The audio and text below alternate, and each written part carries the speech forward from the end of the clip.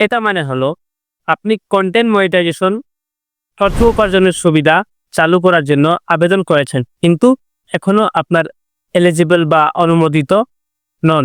স্ক্রিনে যা দেখেছেন notification reminder set.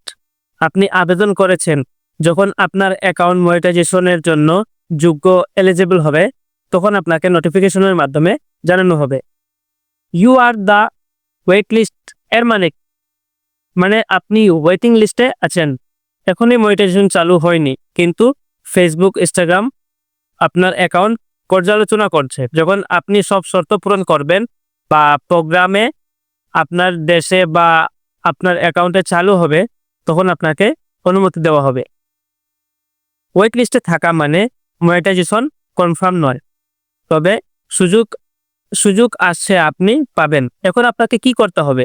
Follower engagement বাড়াতে হবে, অরিজিনাল ও কনসিস্টেন্ট কন্টেন্ট দিতে হবে, কমিউনিটি গাইডলাইন মেনে চলতে হবে, ভায়োলেশন বা কপিরাইট স্ট্রাইক যেন না থাকে আপনার পেজে বা প্রোফাইলে, সেদিকে লক্ষ্য রাখতে হবে।